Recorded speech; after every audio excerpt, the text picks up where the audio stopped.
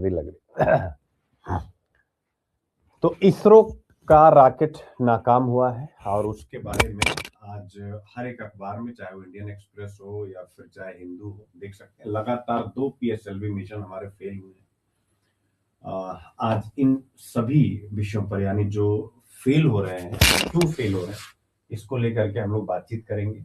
और आपको याद होगा, अभी कुछ दिन पहले मैंने इसरो पर एक टॉपिक भी करवाया था, जिस टॉपिक में था कि यार इसरो पर काम का बर्डन ज्यादा है। कराया था कि नहीं कराया था? एक पूरा आर्टिकल लिखा ना इसरो पे कि इसरो पर वर्कलोड बहुत ज्यादा है, और इसलिए मतलब इसरो सारा काम कर रहा है। जैसे मैं हूँ, स्वाभाविक रूप से सारा काम खुद कर रहा हूँ, कंटेंट भी बना रहा हूँ, लेक्चर भी ले रहा हूँ, सब कुछ कर रहा हूँ।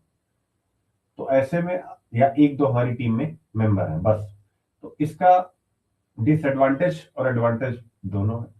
डिसएडवांटेज ये है कि आप, अगर मेरी तबीयत खराब हुई तो स्वाभाविक आपकी क्लास रुक गई। तो ये सारे इशू, जैसे कल आपकी क्लास नहीं हुई है, नहीं कल तो शायद हो गई थी ना, हाँ कल हो गई। तो ये सारे मुद्दे आपके सामने आते ही आते हैं, इसलिए कई आर्म्स होनी चाहिए। तो आज हम लोग सबसे पहले इसी पर बातचीत करेंगे, और यही आर्टिकल भी है, तो 4-5 खबरें तो आज इसी पर थी। फिर इसके बाद द हिंदू में भी है, और इसके साथ साथ इंडियन एक्सप्रेस में भी है। एक और एक इनिशिएटिव लिया गया है जिसका नाम है पैक्स। तो ये इंडियन एक्सप्रेस में भी है आज के, और हिंदू में भी है। पैक्स सिलिका में भारत को शामिल होने के लिए इनविटेशन दे दी गई अमेरिका की तरफ से। तो पैक्स सिलिका क्या है, इस विषय पर एक बड़ी अच्छी चर्चा हम लोग करेंगे, और वह चर्चा होगी पैक्स सिलिका की GS paper 2 IR, GS paper 3 mobilisation of resources, संसाधनों का प्रबंधन, चूंकि ये मोबिलाइजेशन ऑफ रिसोर्सेज से ही जुड़ा हुआ, और एथिक्स ऐसे और प्रीलिम्स इन सबकी निगाह से। और जो इसरो वाला टॉपिक है उसको हम लोग जीएस पेपर 3 साइंस स्पेस 4 ऐसे और प्रीलिम्स इन सबकी निगाह से देखते हैं। तो ये आपके सामने, यानी 2 विषय सबसे महत्वपूर्ण। इसके बाद चाइना तो प्रतिदिन कुछ न कुछ नया ही करता जा रहा है। चाइना ने एक सक्सेस, एक सफलता प्राप्त की है मेरे प्यारे बच्चों। उसने डेंसिटी लिमिट को क्या कर दिया है, डेंसिटी लिमिट को पार कर दिया है। अब आप कहेंगे सर ये डेंसिटी लिमिट क्या है, मुझे पता आपको समझ में अभी फिलहाल नहीं आएगा, टाइटल से जब अंदर चलेंगे देन समझ पाएगा, समझ में आएगा। डेंसिटी लिमिट ये एक बहुत बड़ी अचीवमेंट है चाइना की न्यूक्लियर फिजन के संदर्भ में, नाभिकीय संलयन के संदर्भ में। एक बहुत बड़ा एक खोज है। प्रीलिम्स के लिए साइंस पेज पर आज इसी के बारे में पूरा एक पेज लिखा हुआ है। तो ये आप चाइना की आप उपलब्धियां देख सकते हैं। हमें भी बहुत काम करने की जरूरत है, इंडिया को भी। फिर इसके बाद प्रीलिम्स के लिए हम लोग कुछ पढ़ेंगे सरसों को जो वीड का खतरा है, एक वीड का नाम है, और उस वीड को हम प्रीलिम्स के लिए पढ़ेंगे। और फिर उसके बाद बिजनेस लाइन पढ़ेंगे। आर्टिकल 6 ये क्या है, पेरिस क्लाइमेट समिट का आर्टिकल 6 ये क्यों एक पावरफुल टूल है इंडिया के लिए। तो जब ऐसा आर्टिकल लिखा हुआ था कि आर्टिकल 6 जो है इंडिया के लिए फायदेमंद है, तो भाई मुझे लगा कि आर्टिकल 6 को आपको कराया जाना चाहिए। तो ये प्रीलिम्स के लिए हालांकि मैंने इसको बनाया, बट काफी कंटेंट है, आप कहीं भी यूज कर पाएंगे। और बिजनेस लाइन में भी वही खबर चल रही थी, इसरो ने वही, तो जो जो लॉसेस हुए हैं सबसे पहले हम लोग इस पर बातचीत करें। और अच्छा, सब तबीयत मेरी ठीक है बेटा, तबीयत बिल्कुल ठीक है। अच्छा माइक थोड़ा सा, हाँ हाँ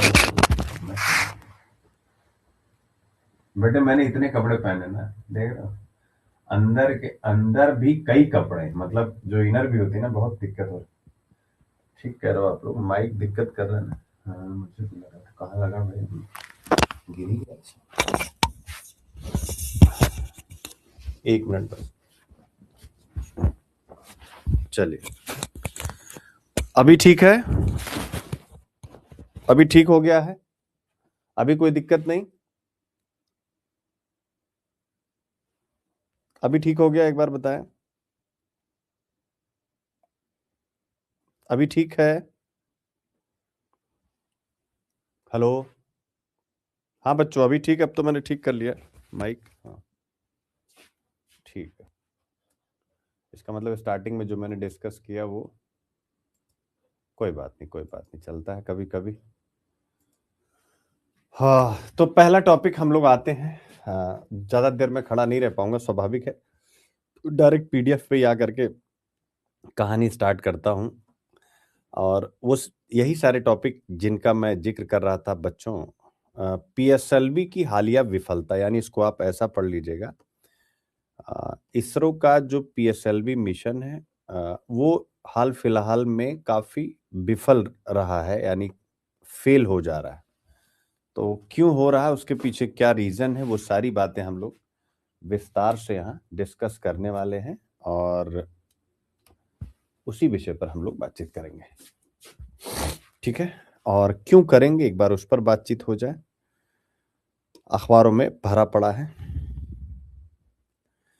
और मुद्दा यही है कि आप लोग देखें कि भारतीय अंतरिक्ष कार्यक्रम को 12 जनवरी को उस समय झटका लगा जब भारतीय अंतरिक्ष अनुसंधान संगठन अपने भरोसेमंद PSLV polar satellite launch vehicle, जो बहुत ज्यादा विश्वसनीय है, ट्रस्टवर्दी है, उपग्रह का उपयोग करके कई उपग्रहों को, यानी कई सैटेलाइट को कक्षा में स्थापित करने में विफल रहा है। और यह जो पीएसएलवी C62 मिशन था जो फेल रहा है, अपने थर्ड स्टेज में ये विफल हुआ है। और यही वह सेम चरण है, यानी जो थर्ड स्टेज है, यही वह चरण है जहां पर मई 2025 में भी हमने असफलता देखी थी। यानी लगातार 2 प्रयास पीएसएलवी के द्वारा सैटेलाइट को प्रक्षेपित करने के, और दोनों में हमें असफलता हाथ लगी है। यही विषय डिस्कशन में है। यानी पीएसएलवी क्या है, आप सबको पता है, पीएसएलवी एक प्रक्षेपण यान है जिसके द्वारा हम क्या करते हैं, ठीक है, उपग्रहों को स्पेस में भेजते हैं। तो और ये सबसे रिलायबल है मेरे प्यारे बच्चों। तो ऐसे में अगर ये फेल कर रहा है तो कहीं ना कहीं जो टेक्नोलॉजी है जो हम यूज कर रहे हैं उस पर एक गंभीर प्रश्न तो उठता है। इसी विषय पर हम लोग बातचीत करेंगे। स्वाभाविक रूप से जब हम लोग अंतरिक्ष कार्यक्रम की या स्पेस प्रोग्राम की बात करते हैं तो सबसे पहले एक ही नाम और सफलता के साथ वही नाम आपको और हमको सुनाई देता है, जिसका नाम है इसरो, यानी इंडियन स्पेस रिसर्च ऑर्गेनाइजेशन का। आप सबको पता है, हम लोगों ने हमेशा इस पर गर्व किया। निबंध भी लिख लीजिएगा, हमें भारतीय होने पर गर्व क्यों होना चाहिए। या एक निबंध आया था काफी पहले, 90s में आया था, resource management in the context of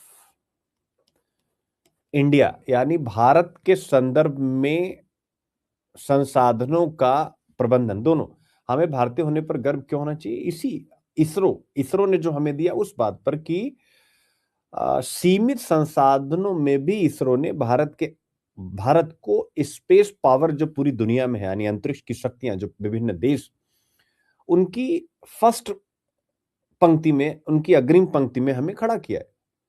और ये जो भी इसरो की अचीवमेंट रही उसमें सबसे बड़ा बेस पीएसएलवी ने ही दिया है मेरे प्यारे बच्चों। इस पीएसएलवी को एक वर्ड के रूप में संबोधित किया जाता था, वर्क हॉर्स रॉकेट। क्या कहा जाता था, वर्क हॉर्स रॉकेट, यानी आप समझ सकते हैं इसको इस नाम से संबोधित किया जाता था। बट ये जो असफलता लगी है पीएसएलवी C62 के थर्ड स्टेज में विफल होने की, कल यानी 12 जनवरी को, और 2025 में पीएसएलवी C61, यानी C61 ये मई में हुआ था और C62 ये अभी जनवरी में फेल हो गया।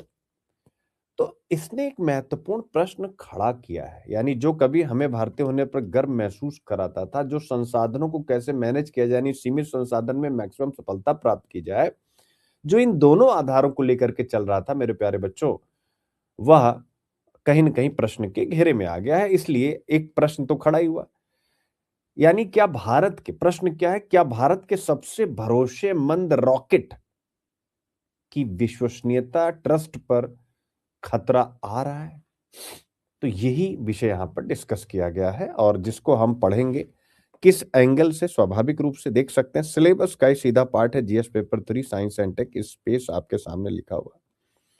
जीएस पेपर 3 साइंस टेक में ही यानी जो इंडिजीनियस रूप से हम जो साइंस एंड टेक्नोलॉजी में सफलता प्राप्त कर रहे हैं, तो इसरो की कोई भी सफलता ऑब्वियस है विज्ञान एवं प्रौद्योगिकी में भारतीयों की उपलब्धियों का ही एक अंग होता है। तो दोनों यूनिट के साथ सीधा सीधा कनेक्ट है।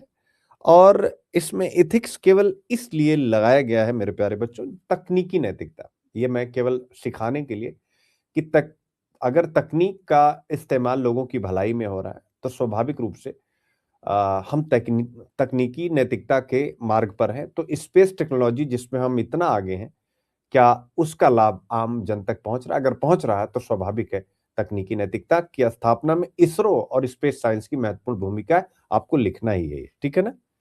तो ये सारी चीजें आपके सामने आती हैं और ऐसे का जिक्र मैंने कर ही दिया कि जैसे किसी भी राष्ट्र के विकास एवं सुरक्षा में विज्ञान एवं प्रौद्योगिकी, तो आप देख सकते हैं हमारे डेवलपमेंट के लिए भी, हमारी सिक्योरिटी के लिए भी जो भी सैटेलाइट हम भेजते हैं इन रॉकेट्स के द्वारा, तो वो क्या करते हैं? पृथ्वी का ऑब्जर्वेशन ही तो करते हैं, हमें सही सटीक जानकारी प्रदान करते हैं, चाहे वो एग्रीकल्चर के प्राइमरी सेक्टर के लिए जरूरी हो, सेकेंडरी के लिए जरूरी हो, टर्शियरी के लिए जरूरी हो, क्लाइमेट के लिए जरूरी हो, ठीक है? तो किसी भी राष्ट्र के विकास, यानी यह जो विफलता है कहीं ना कहीं इस निबंध में इस रूप में आएगी कि भारत के विकास में इस प्रकार की तकनीकी विफलता एक बाधा की तरह है जो नहीं होनी चाहिए। और लगातार दो विफलताएं कहीं ना कहीं सोचने पर विवश करती हैं कि जब राष्ट्र के विकास एवं सुरक्षा में विज्ञान एवं प्रौद्योगिकी सबसे बड़ा हथियार है, तो फिर यह हथियार हमारा लगातार 2 बार फेल कैसे हुआ? Question mark. कभी कभी क्या होता है, क्वेश्चन मार्क की शैली में लिखने से चीजें बहुत सरल सहज हो जाती हैं मेरे प्यारे बच्चों। तो ये सारी बातें हैं आपके सामने। और अच्छा, एक मिनट,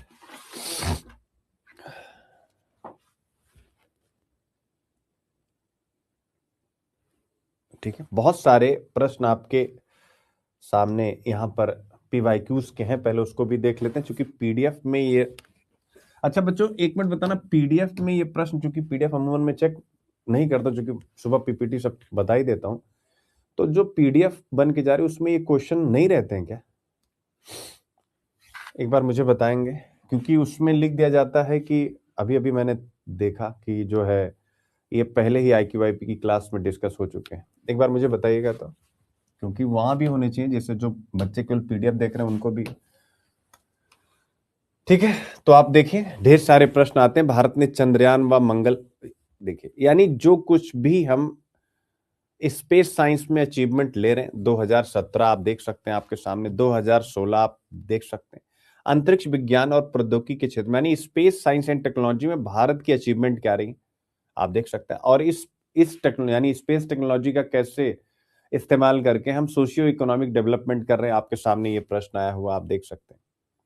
ऊपर वाला मान लीजिए मानव मिशन की बात कर रहा है, गगनयान वगैरह की, लेकिन स्पेस में जो कुछ भी हो रहा है आप देखें लगातार प्रश्न के रूप में पूछा जा रहा है। फिर जब हमने तीसरा चंद्रमा मिशन था, उसके बारे में जब हमें सफलता मिली, उस पर भी यूपीएससी ने आपसे प्रश्न पूछा, ठीक है? तो इस प्रकार की चीजें हैं जो आपको लगातार देखनी है कि ऐसे प्रश्न आ रहे हैं। निबंध में कुछ और निबंधों का जिक्र है, जहाज अपने चारों तरफ के पानी की वजह से नहीं डूबते, जहाज पानी के अंदर समा जाने की, यानी इसरो में कुछ तकनीकी खामियां जिसको पकड़ नहीं पा रहे हैं, इसलिए यहां मैंने इसरो को जहाज कहा है।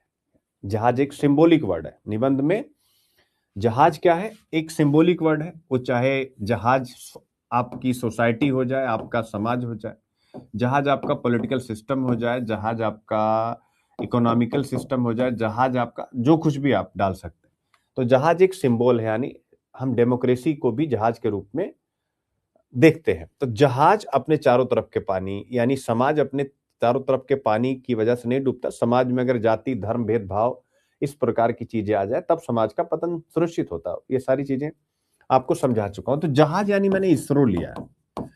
तो इसरो क्यों डूब रहा है? बिकॉज अब पानी के अंदर, यानी ये जो 2 मिशन विफल रहे, क्यों? क्योंकि उनकी तकनीकी क्षमता जिसे वो पकड़ नहीं पा रहे, उसके कारण से ऐसा हो रहा है। इसलिए यह निबंध लगाया, केवल इसलिए कि आपके पास विकल्प है, इसका यह अर्थ कदापि नहीं कि उनमें से किसी को। ऑब्वियस इसरो के पास विकल्प है, PSLV C61 विफल रहा, हमारे पास एक और था, एक और विकल्प था 662। हमने उसको भी लिया लेकिन वो भी विफल रहा। तो विकल्प होना सफलता नहीं, विकल्पों को भुनाने के लिए बहुत बेहतर ढंग से किया गया काम आपकी सफलता का निर्धारण करता है। तो ये सारी चीजें हैं, इसके बारे में सारी जानकारी भी है। ठीक है, PSLV C62 व्हीकल की हाइट कितनी है, लिफ्ट ऑफ मास कितना है, कितने स्टेज में, यानी 4 स्टेज में था, तीसरे स्टेज में ही ये जो है कोलैप्स हो गया। First stage, second stage, third stage, इसी स्टेज में ये, और फिर फोर्थ स्टेज। तो 4 स्टेज में था। ये सारी चीजें आपके सामने हैं, आपको नोट्स में मिलेंगे। अभी मैं सारी चीजें आपको समझाऊंगा तो और अच्छे से आप समझ पाएंगे, और सारी आपके यहाँ पर ये सारी चीजें दी हुई हैं। ठीक है, आप एक बार देख लेंगे। ठीक है, पहले हमारा यानी पूरा SLV3, फिर ASLV, फिर PSLV, फिर GSLV, फिर GSLV MK3, ये हमारे सभी सैटेलाइट लॉन्च व्हीकल हैं, और उनके बारे में सारी जानकारी, उनका हाइट, लिफ्ट ऑफ वेट इनका कितना, propulsion कितना, पेलोड मास कितना, ये ऑर्बिट यानी कितना ले जा सकते हैं सामान ऊपर, तो ये सब में दिया गया है। इसको आप जरूर पढ़ लीजिएगा। ठीक है ना। सबसे पहले साउंडिंग रॉकेट थे, फिर उसके बाद SLV, ASLV, PSLV, सबका टाइमलाइन भी यहाँ पर दिया गया है, तो इसको आप अच्छे से पढ़ेंगे। ठीक है, तो आज हम लोग जिस विषय पर बातचीत कर रहे हैं वो स्वाभाविक रूप से आपके सामने है।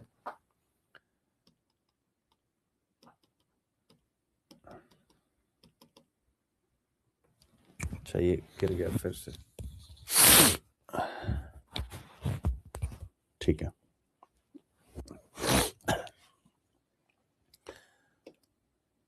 तो स्वाभाविक है हम बातचीत कर रहे थे PSLV के बारे में, और PSLV जिसका फुल फॉर्म आप सबको पता ही है, यानी पोलर सैटेलाइट लॉन्च व्हीकल।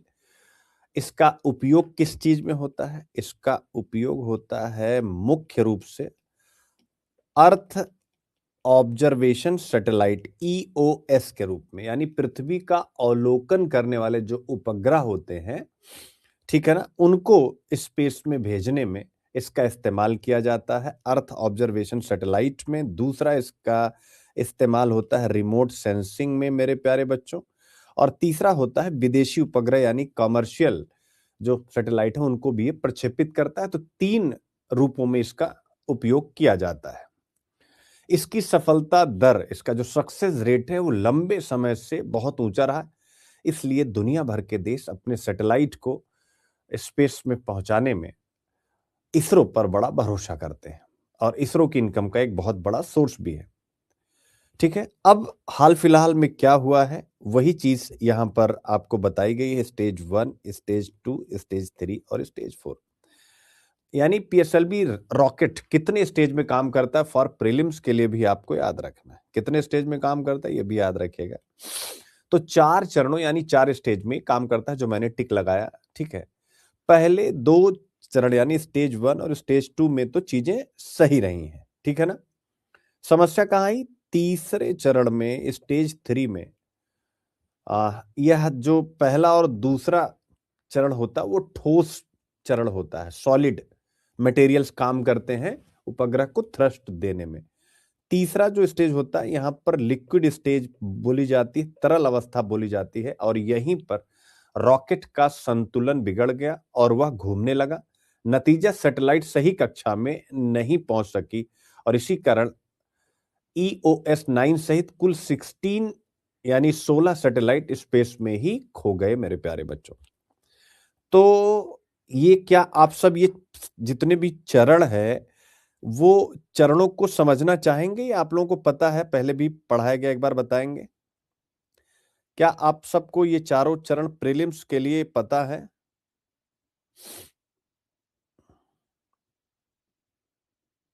बोलो भाई,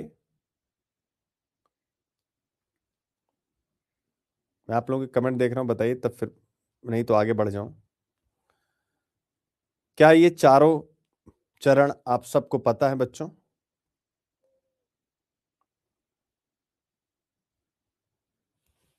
ठीक है, पढ़ा दूं?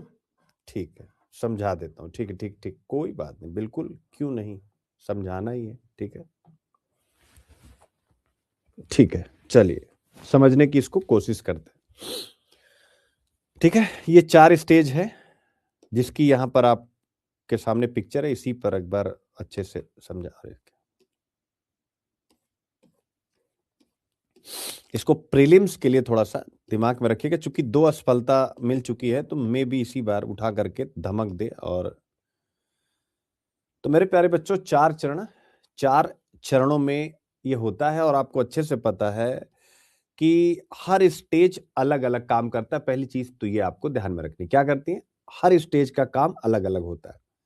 जैसे जैसे काम पूरा होता है वह चरण क्या होता है, स्पेस से मतलब सैटेलाइट से छूटता चला जाता है, अगला चरण लागू हो जाता। फॉर एग्जाम्पल, अगर इसका काम हो गया तो ये फिर नीचे चला गया, फिर अगले वाले का काम, फिर अगले वाले का काम, अगले वाले का काम हुआ तो ये वाला फिर नीचे चला गया। स्टेज 1 पहला चरण आपको अच्छे से पता है, ये रॉकेट को जमीन से ऊपर उठाता है। क्या करता है ये रॉकेट को, ये देख सकते हैं, पहला स्टेज यही है।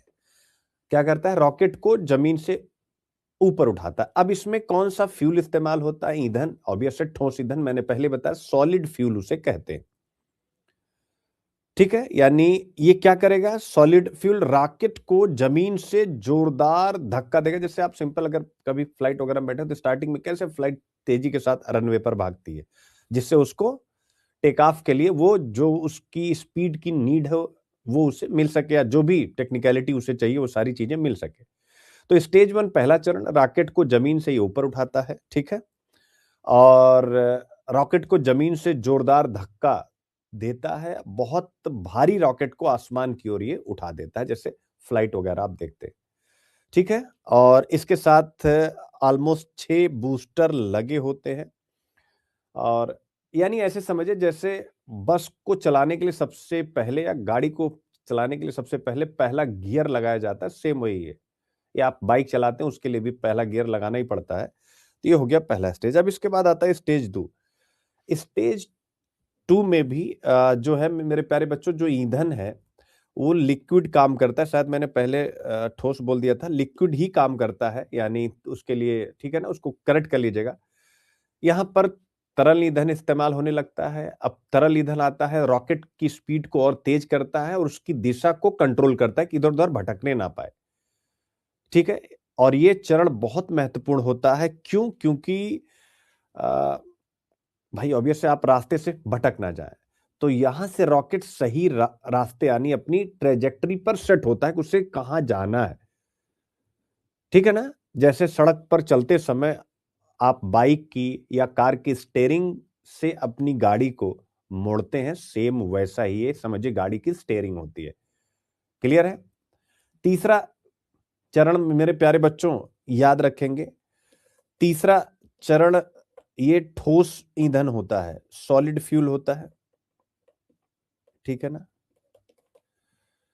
क्या करता है, रॉकेट को स्टेबल करता है, सही गति बनाए रखता है। और ये क्यों अहम होता है मेरे प्यारे बच्चों, ठीक है, क्योंकि थोड़ी भी गड़बड़ी हुई तो रॉकेट घूमने या डगमगाने लगता है। और यहीं पर पीएसएलवी को असफलता लगी है मेरे प्यारे बच्चों। क्लियर है, तो ये कहीं ना कहीं तीसरा चरण था जो फेल होता है। और जो चौथा स्टेज होता है यह क्या होता है, इसमें लिक्विड फ्यूल का इस्तेमाल होता है और ईंधन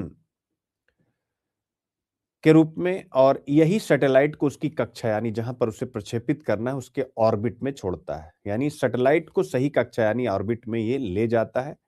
और सबसे नाजुक काम होता है, क्योंकि थोड़ी सी भी गलती हो जाए तो सैटेलाइट गलत जगह पर चला जाता है। ठीक है ना, तो ये सारी बातें हैं, यानी इसको आप ऐसे समझिए, स्टेज 1 क्या करता है, उठाता है। स्टेज 2 क्या करता है, दिशा देता है। स्टेज 3 क्या करता है, बैलेंस रखता है। और स्टेज 4 सैटेलाइट को ऑर्बिट में बैठाता है मेरे प्यारे बच्चों। ठीक है ना, तो पीएसएलवी में ईंधन सॉलिड प्लस लिक्विड दोनों का इस्तेमाल होते हैं और ऑर्बिट में सैटेलाइट छोड़ने का काम ये 4 स्टेज करते हैं। क्लियर हो गया, कहीं से कोई डाउट मेरे प्यारे बच्चों? ठीक है, किसी बच्चे को एक बार कमेंट करिए।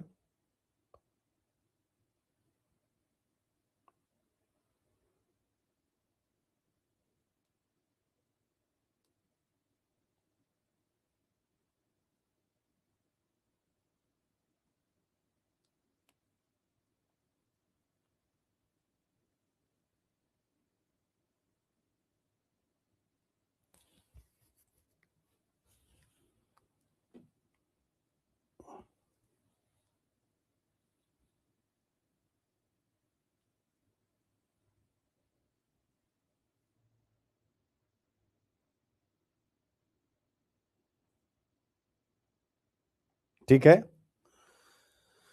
सॉलिड लिक्विड सॉलिड लिक्विड, ठीक है ना।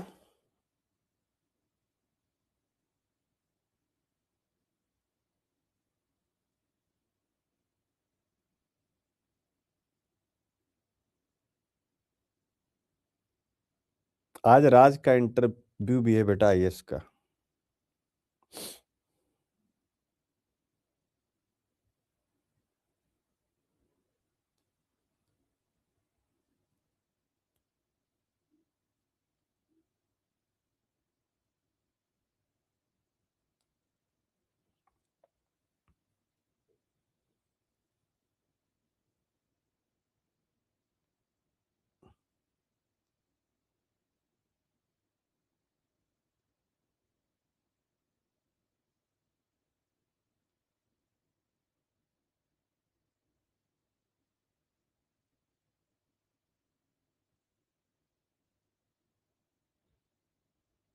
ठीक है, तो ये चार चीज हमेशा आप लोगों को याद रखना है, सॉलिड लिक्विड, ये एकदम मत भूलिएगा। स्टार्टिंग में मैं, ठीक है ना, शायद उसको लिक्विड बोल गया था, ये बिल्कुल कतई नहीं भूलना है।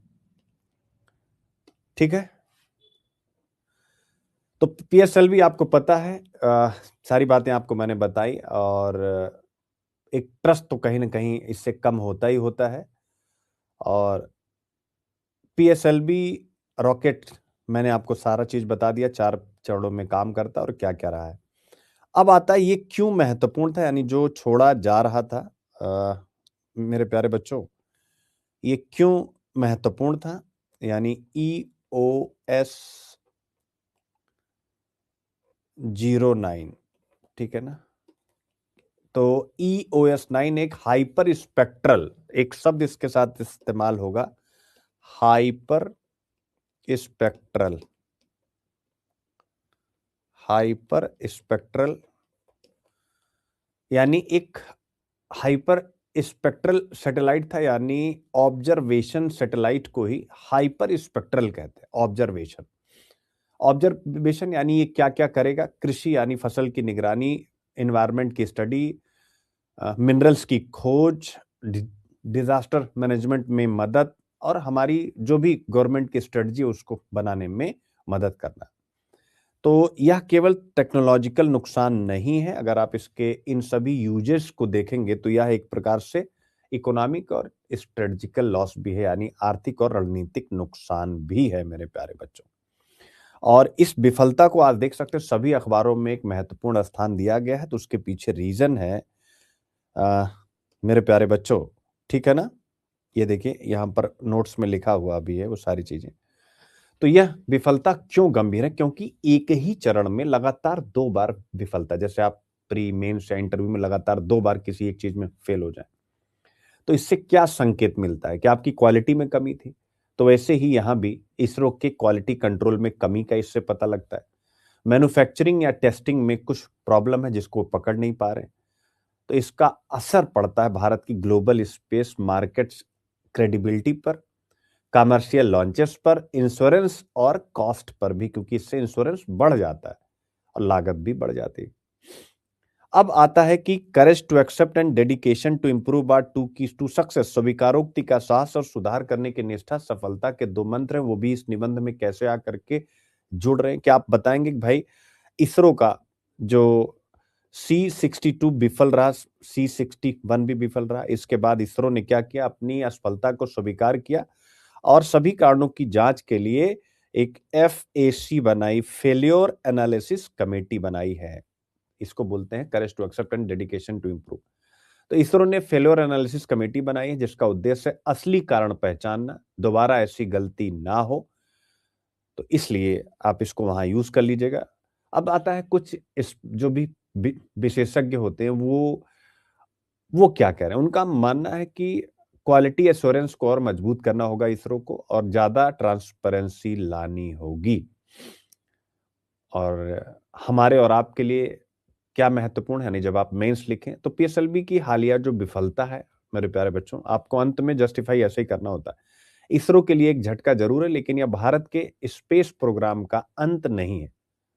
अगर इसरो इन विफलताओं से सीख लेकर क्वालिटी, ट्रांसपेरेंसी और टेक्नोलॉजी में रिफॉर्म करता है तो पीएसएलवी एक बार फिर दुनिया का भरोसेमंद रॉकेट साबित होगा। क्लियर हो गया बच्चे? एनी डाउट किसी को? नहीं, ठीक है।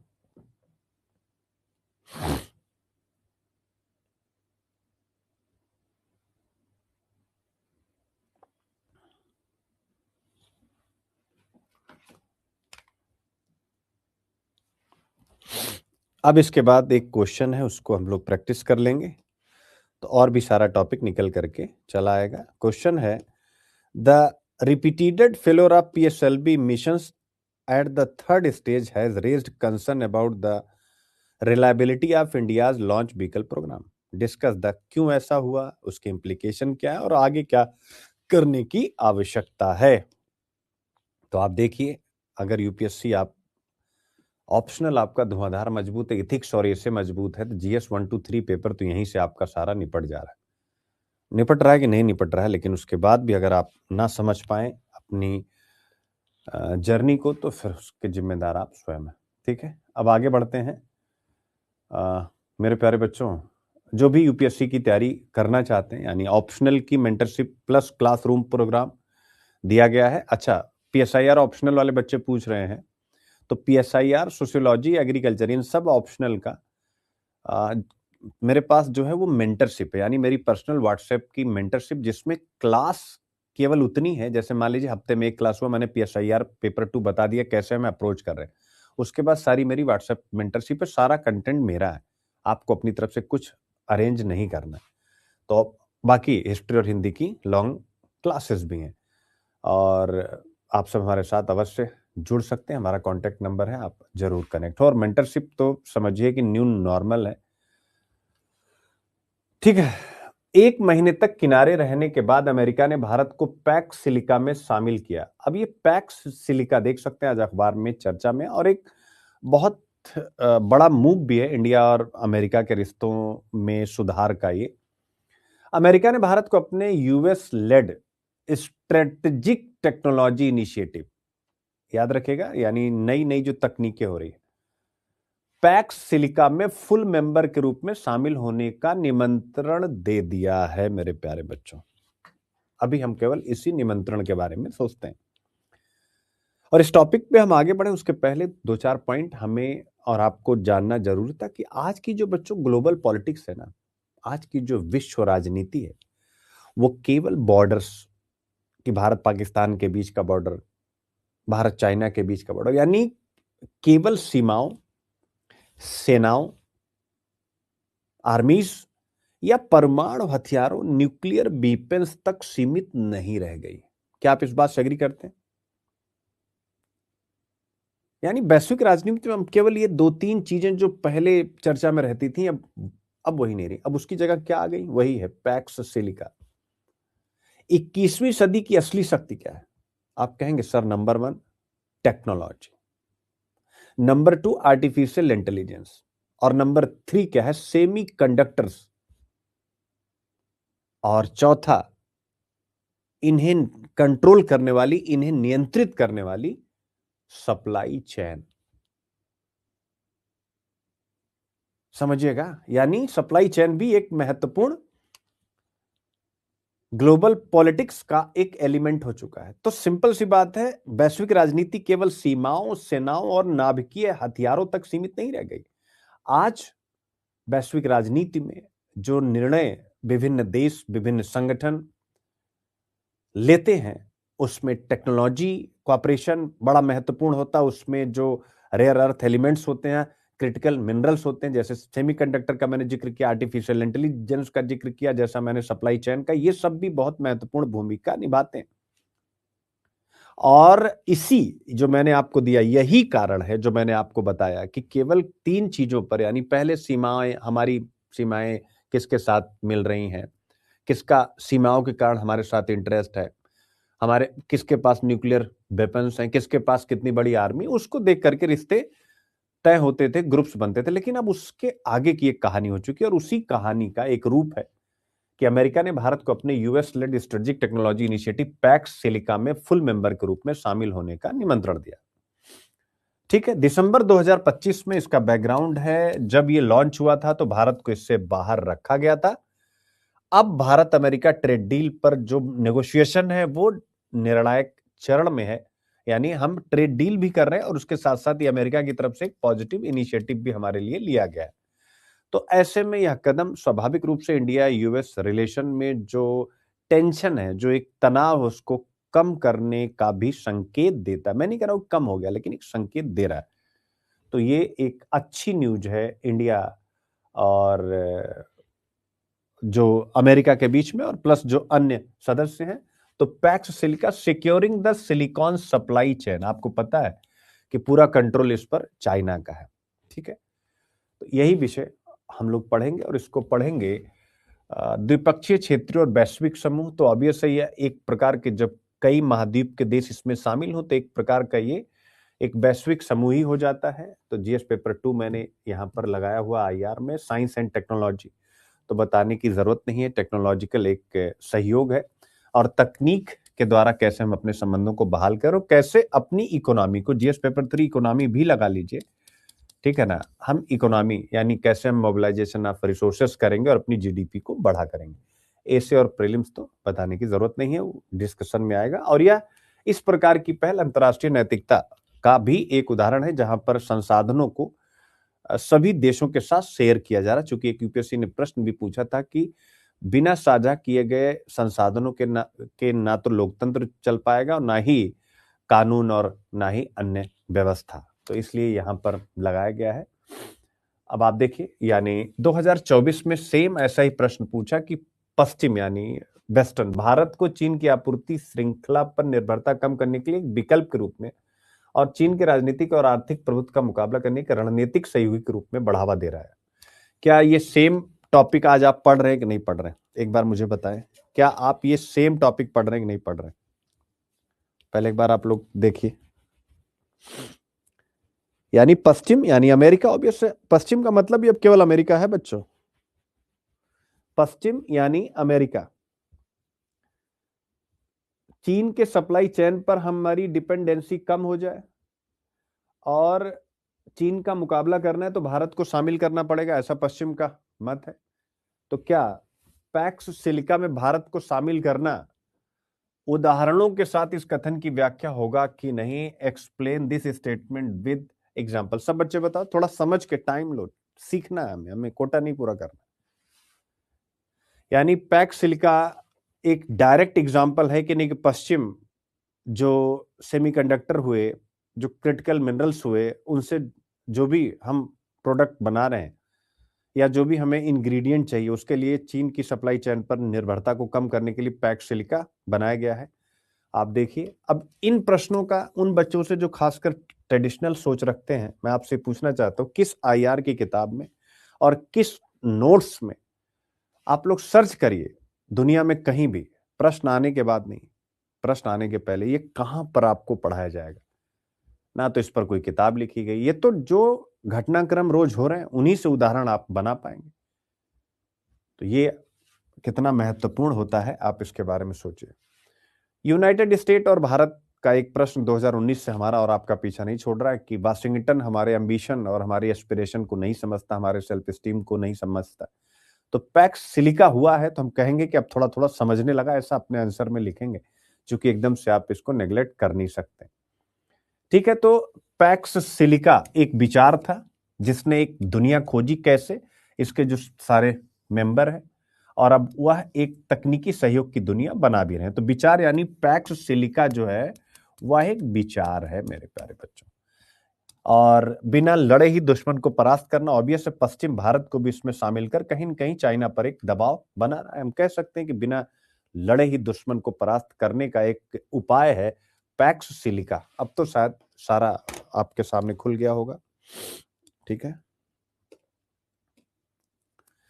अच्छा, मुझे लग रहा है कि मेरी एनर्जी वापस आ गई। आप लोगों को क्या लग रहा है कि ठीक है, अभी भी थोड़ा डाउन ही चल रहा हूं?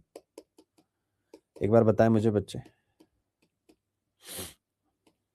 अच्छा, प्रीलिम्स के सारे क्वेश्चन भी देखिए पीएसएलवी से, पोलर सैटेलाइट लॉन्च व्हीकल पर आप देखिए, तो ये है पीडीएफ, और इस पीडीएफ में आप देख सकते हैं एक एक चीज, स्टेटमेंट जो आप लोगों को तकलीफ देते हैं, स्टेटमेंट 1, स्टेटमेंट 2, तो ये सारे क्वेश्चन भी है।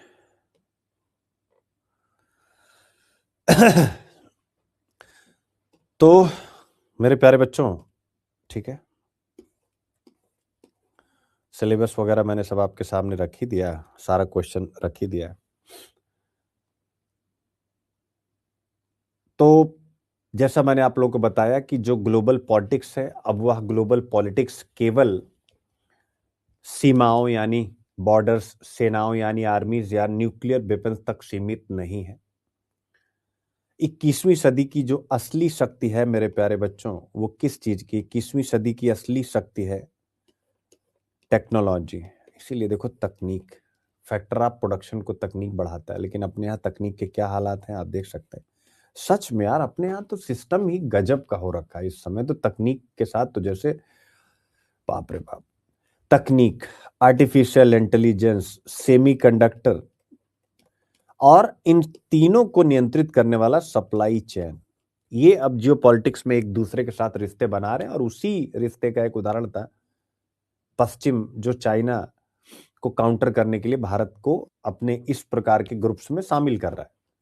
ठीक है, तो ये चार चीजें हैं, और यही कारण रहा है कि यूनाइटेड स्टेट ने भारत को पैक्स सिलिका नामक इनिशिएटिव में शामिल होने का इनविटेशन दिया, जिसके बारे में हम यहां पर पढ़ रहे हैं मेरे प्यारे बच्चों।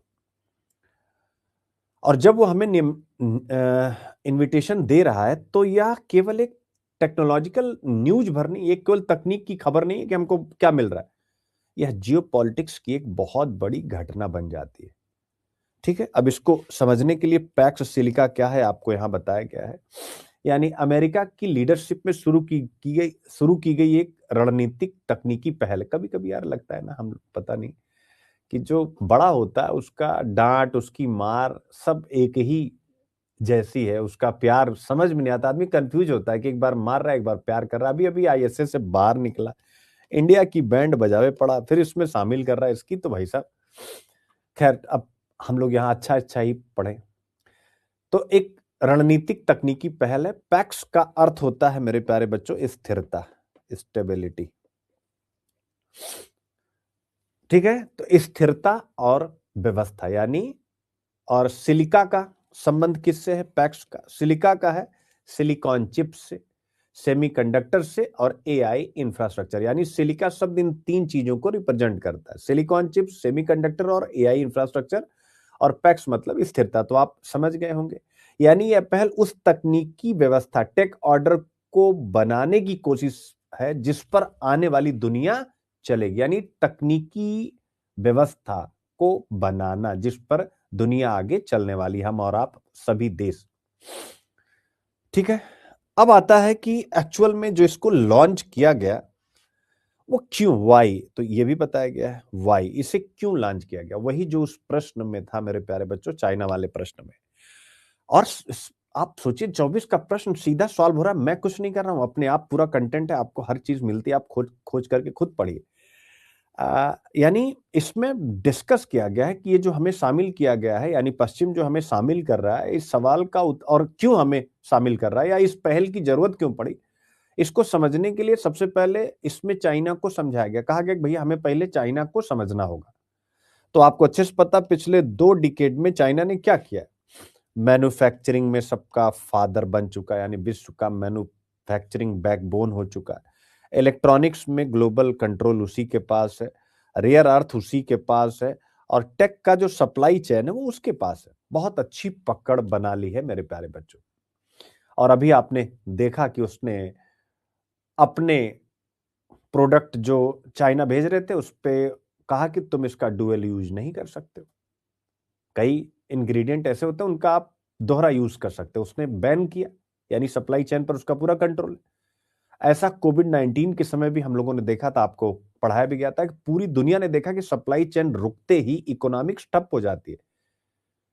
इसी के बाद अमेरिका और पश्चिम या उसके जितने भी पार्टनर्स हैं, उन्होंने महसूस किया कि अगर क्रिटिकल टेक्नोलॉजी एक ही देश के नियंत्रण में रही तो वह कोरेसिव पावर बन जाएगा और यहीं से यानी बहुत खतरनाक शक्ति बन जाएगा और यहीं से पैक्स सिलिका की जो सोच है वो जन्म लेती है। यानी विचार एक दुनिया बनाता भी है, एक दुनिया खोजता भी है। तो पैक्स सिलिका का विचार कैसे आया? चाइना का पूरा कंट्रोल, जो मैंने अभी आपको बताया।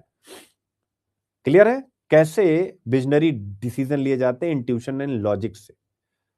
आई होप आप समझ रहे हैं। तो पैक्स सिलिका का दायरा क्या है? ऑब्वियस वही सारी बातें जो मैंने आपको बताया, इसमें वही सब लिखा हुआ है। अब आता है कि ये यही है, इसका दायरा क्या है मेरे बच्चों? पैक्स सिलिका केवल चिप्स तक सीमित नहीं है। इसका दायरा है critical minerals, energy input, semiconductor की मैन्युफैक्चरिंग, एआई का infrastructure, data centres, fibre optics के केबल बिछाना, आईसीटी सिस्टम डेवलप करना, इंफॉर्मेशन एंड कम्युनिकेशन टेक्नोलॉजी और लॉजिस्टिक्स, ये सब इसके अंतर्गत शामिल है। यानी जो देश इसमें भागीदार हैं वो इन सभी विषयों पर एक दूसरे के साथ सहयोग करेंगे। यानी पूरी डिजिटल सिविलाइजेशन की रीढ़, बैकबोन इसके अंतर्गत शामिल है पैक्स सिलिका के अंतर्गत। इसलिए बड़ा महत्वपूर्ण है और ये अच्छी पहल है कि इसमें इंडिया को रखा गया। अब इंडिया को रखा गया, इतनी बड़ी बैकबोन का हिस्सा बनाया गया। तो अब आपके मन में प्रश्न उठना चाहिए कि सर भारत को फिर बाहर क्यों रखा गया था? और जैसे ही कहा जाएगा कि भारत को बाहर रखा गया, फिर निबंध जिंदा हो जाएगा। कौन सा? करेज टू एक्सेप्ट वाला हो जाएगा कि नहीं हो जाएगा? कि भाई उन्होंने साहस दिखाया, पहले भारत को बाहर रखा, बंदर रखा, ये उनका विजनरी डिसीजन है। ऐसे बहुत सारे निबंध। तो जब पैक्स सिलिका दिसंबर में लॉन्च हुई, तब इसमें कौन कौन देश शामिल थे? प्रीलिम्स के लिए याद रखिएगा। J for Japan, S South Korea, N से नीदरलैंड, फिर यूके, फिर इजराइल, फिर यूएई और फिर ऑस्ट्रेलिया। मेरे प्यारे बच्चों, ये इतने देश इसके अंतर्गत शामिल थे, लेकिन इंडिया इससे बाहर था। इसके पीछे क्या कारण थे? आपके मन में आना चाहिए। तो कारण जो हम लोग रोज पढ़ रहे हैं मेरे बच्चों, वही रीजन थे। अमेरिका की दादागिरी। लेकिन आप ऐसा लिखेंगे नहीं। इंडिया यूएस की जो व्यापार वार्ता चल रही है, ट्रेड डील चल रही है, उस पर अनसर्टेनिटी के बादल, अनिश्चितता के बादल छाए हुए हैं। टैरिफ और मार्केट एक्सेस का विवाद चल ही रहा है। टैरिफ जो भी लगाया जा रहा है, बाजार पहुंच, अमेरिका अगर अपनी बाजार खोलो।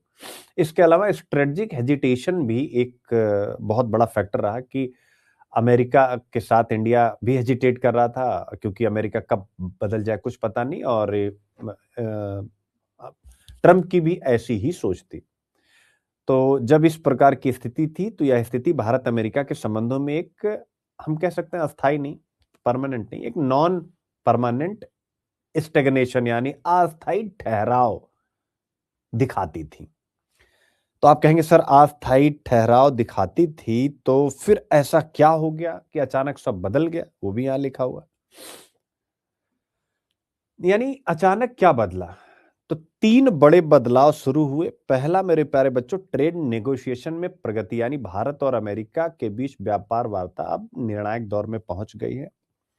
दूसरा, स्ट्रेटेजिक रियलाइजेशन, यानी रणनीतिक जो स्वीकारोक्ति होती है कि वही जो अभी यूपीएससी ने प्रश्न में पूछा था कि अमेरिका को यह समझ में आ रहा है कि चाइना +1 स्ट्रेटजी में भारत के बिना कोई विकल्प है ही नहीं। आप पाकिस्तान को ले लो, मुनीर से खाना खिलाओ, उसको चम्मच से खाना खिलाओ, स्पून से खाना खिलाओ, कुछ होने वाला नहीं है। अगर इस कॉन्टिनेंट में आपको निर्णायक बढ़त चाहिए, तो आपको इंडिया का के साथ रहना पड़ेगा। ऐसा उनकी स्ट्रेटजी कह रही है। क्यों? क्योंकि इंडिया एक विशाल मार्केट है, एक टैलेंट मार्केट है, एक बहुत बड़ी डेमोक्रेसी है। तो दूसरा ये, और तीसरा मेरे प्यारे बच्चों, टेक्नोलॉजी में ट्रस्ट बढ़ा है। अमेरिकी कंपनियों ने भारत में एआई, क्लाउड, डेटा इंफ्रास्ट्रक्चर में अरबों डॉलर निवेश की घोषणा की। अभी कुछ दिन पहले मैंने आप लोग बताया था, सुंदर पिचई ने कहा कि हम आंध्र प्रदेश में गूगल का अमेरिका के बाहर सबसे बड़ा डेटा सेंटर बनाने जा रहे हैं और वह रिन्यूएबल एनर्जी से चलेगा। सबसे बड़ा इन्वेस्टमेंट तो वो चीज है। यानी टेक्नोलॉजी में ट्रस्ट, और अमेरिकी कंपनियां इसके लिए भारत में निवेश कर रही। यानी भरोसा सिर्फ शब्दों में नहीं, कैपिटल इन्वेस्टमेंट या पूंजी निवेश में भी दिखा है। तो इसलिए चीजें बदली है और ये चीजें हुई। अब आता है, ठीक है भैया, ठीक है, भारत के लिए क्यों इंपॉर्टेंट है? सबसे बड़ी बात है तो ऑब्वियस है, हमारे पास भाई एआई प्लस सेमीकंडक्टर दोनों में एक बहुत बड़ा गैप है। यानी भारत के पास आप देखोगे टैलेंट है, लेकिन ग्लोबल स्केल एआई इंफ्रास्ट्रक्चर नहीं है। तो एआई और सेमीकंडक्टर का जो हमारा गैप है, जिसके लिए हम चाइना पर डिपेंड करते हैं, वो कहीं ना कहीं भरेगा। ठीक है, अब कैसे भरेगा? अब इन देशों के साथ ऑब्वियस है ज्वाइंट वेंचर बनाए जाएंगे, संयुक्त उद्यम बनाए जाएंगे, जापान, कोरिया, अमेरिका, इन सबके सहयोग से टेक्नोलॉजी एक दूसरे को ट्रांसफर होगा। और जो इन्वेस्टमेंट है बहुत रणनीतिक होगा, जिसे बोलते हैं स्ट्रेटजिक को इन्वेस्टमेंट। तो ये तीन चीजें हो पाती हैं जिससे हम एआई और सेमीकंडक्टर के गैप को भर पाएंगे। दूसरा, चाइना प्लस वन स्ट्रेटजी में निर्णायक स्थान है। यानी अगर ग्लोबल कंपनियां चीन से बाहर विकल्प ढूंढ रही हैं तो भारत ही एकमात्र ट्रस्टेड ऑल्टरनेटिव बन सकता है, ऐसा उनका विश्वास है। तो चाइना प्लस वन स्ट्रेटजी। और तीसरा होता है डिजिटल सॉवरेंटी, यानी डिजिटल संप्रभुता। अब इसको कैसे समझेंगे? जैसे टेलीकॉम, जैसे डेटा सेंटर और डिजिटल इंफ्रास्ट्रक्चर में चाइना की भूमिका को लेकर भारत पहले से सतर्क है। और पैक्स सिलिका इस चिंता का एक रणनीतिक समाधान है मेरे प्यारे बच्चों। तो ये सारी चीजें हैं। तो यह सिर्फ टेक्नोलॉजी नहीं है, यह एक जियो पॉलिटिक्स भी है।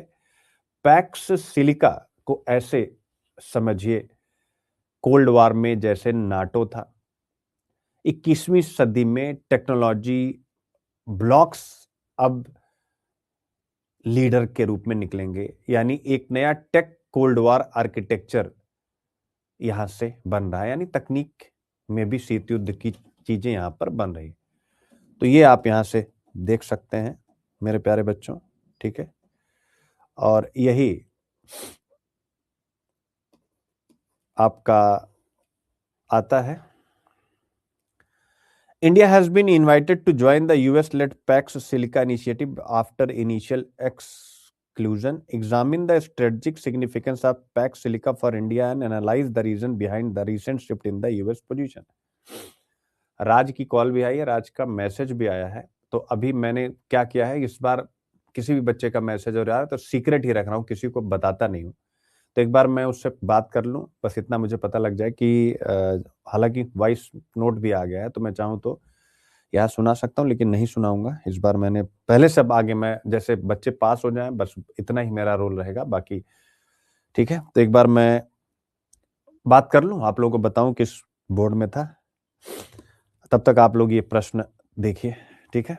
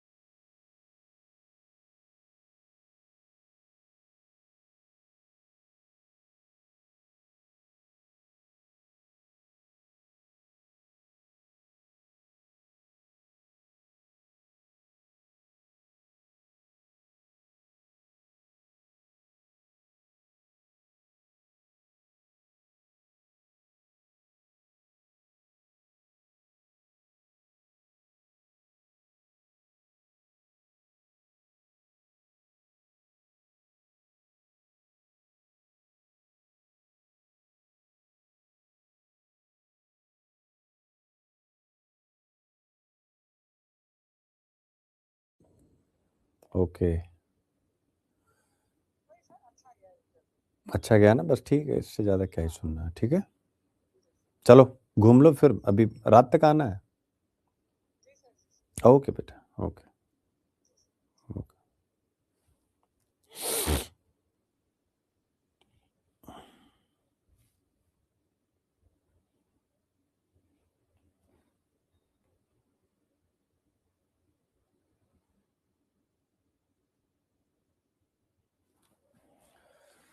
तो बच्चों आ, अब इतना तो जानने का हक है कि इनका इंटरव्यू अनुराधा प्रसाद जी के बोर्ड में था। पहला उनका इंटरव्यू है, मतलब एकदम न्यू है। देखें, उनकी तरफ से अच्छा हुआ। अब आगे ईश्वर हैं, उसमें हम लोग क्या ही कर सकते हैं। बाकी राहुल का भी कल था, और वो उनका था कोई मिस्टर सील वर्धन या ऐसा कुछ नाम उन्होंने बताया, उनके बोर्ड में था। अब देखते हैं, दोनों बच्चों में से ईश्वर करें सबका हो जाए। और आप सब भी मेहनत करिए, और टीचर की जो नीड होती है ना, वो मैं आपको बस केवल बताना चाहूंगा एक छोटे से, क्योंकि अब आज का, फिर इसके बाद भूल जाऊंगा। दोनों ही बच्चे सुबह जब उठे होंगे तो उन्हें सबसे पहले किसका ख्याल आया? और आप सोचिएगा, ऐसे कितने टीचर हैं जो व्यक्तिगत 24/7 पूरे अधिकार के साथ फोन पर आपके लिए उपलब्ध है। उनको भी ध्यान आया कि यार सर को कहते हैं कि उस दिन का हिंदू इंडियन एक्सप्रेस का जो भी फ्रंट पेज या अंदर का पेज जो पूछा जा सकता है, वो पूछे ना पूछे अलग बात है।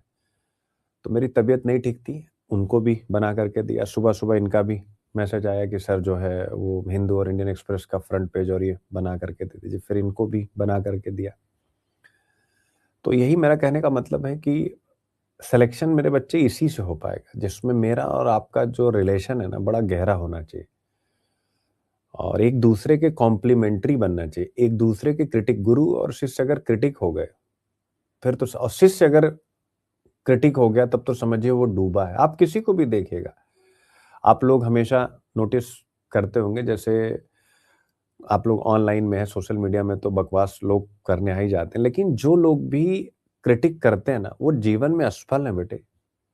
कभी भी कोई आपको, अगर कोई भी व्यक्ति अपने टीचर के अगेंस्ट, ठीक है, कभी भी कुछ गलत बोल रहा हो, तो आपको हमेशा ये नोटिस करना है कि यार इस इंसान का व्यक्तित्व ही नष्ट होने वाला, जबकि आपको पता है कि आपका टीचर किस प्रकार का है। लंबे, अगर आप उसको अच्छे से जानते हैं, तो उसकी उपलब्धियों को जानते हैं, तो आप लोग खुद सोचिए कि मेरी तबीयत खराब हुई रही, मेरे बच्चे ही जो सिलेक्टेड है, अब नाम फिर क्या ही लूं, मतलब ईच एंड एवरी वन एक एक चीज पर वॉच रखते हैं। मैं जब जाता हूं मिलने, बच्चे सबके टैग आईएएस लगे, पुलिस वाले इतना फोर्स में रहते हैं, वो उतर करके पैर छू लेते हैं उतनी भीड़ में। जब मैं गया तो मुझे कोई नहीं पहचान रहा कौन आदमी होगा, लेकिन जैसे ही वो बच्चे पैर छू रहे, एकदम से लोगों में माहौल बन रहा है, यार ये कौन आदमी, पता चला इनका गुरु। तो उसके बाद भी अगर कोई बकवास करता है तो हमेशा याद रखिएगा, एक चीज दिमाग में डाल, उसका व्यक्तित्व क्षीण है। सबसे इंपॉर्टेंट चीज होती है ये गुरु शिष्य का, ये जो प्यार वाला रिलेशन होता है, जिसमें शिष्य को समर्पित रहना चाहिए और गुरु आलोचना करे। लेकिन आजकल उल्टा है, और स्टार्टअप की का जो इकोसिस्टम, इसने गुरु को तो घंटाली बना के रख दिया, को बच्चों को खुश करे, बच्चे उसकी रेटिंग तय करते हैं। आप बताओ, आप मेरी रेटिंग तय कर पाओगे? अब आप, ऑनेस्टी से मैं बता रहा हूं, मैं अपनी नहीं, मैं तो ज्ञान में शून्य हूं ऐसा मान करके आता हूं, लेकिन जो मैं हिंदू दे रहा हूं, अगर आप बीए एमए करके आए, ध्यान से सुनिए, आप बीएससी इंजीनियरिंग मैथमेटिक्स कुछ भी करके आए, क्या मेरे हिंदू को 1 महीने 2 महीने तक आप माइनस रेटिंग देंगे कि नहीं? मेरी हिंदू की करंट अफेयर्स की क्लास हो और एक सामान्य करंट अफेयर्स की क्लास हो, मेरी हिंदू को आप 0 रेटिंग देंगे कि नहीं देंगे? कम से कम 1 से 2 महीना तक देंगे कि नहीं देंगे? क्योंकि आपके एकेडमिक्स में ऐसा कुछ हुआ ही नहीं, तो आप समझ ही नहीं पाएंगे इसकी ताकत को। आपने वन लाइनर पढ़ा है, वही चीजें आपको पढ़ाई गई, तो ऑब्वियस आपको मैं खराब लगूंगा। लेकिन जो बच्चा धीरे धीरे समझ में उसको लगा यार सारा अमृत तो यही, तो ये बड़ा महत्वपूर्ण होता है। तो जैसे ये, और मैं वैसा हूं कि वो सारी चीजें करके बनाता हूं कि भाई अब इसका जैसे इंटरव्यू आपको मैं दिखाऊं, सुबह कल मैंने उनका दिखाया था राहुल का, अब इनका आया मैसेज सुबह सुबह। पढ़िए आप क्या लिखा हो, अरे भाई क्या लिखा हुआ पढ़िए, सर आज का हिंदू का कंटेंट भेज दीजिए, ये लिखा हुआ ना, सर आज का हिंदू का कंटेंट यहाँ पर भेज दीजिए।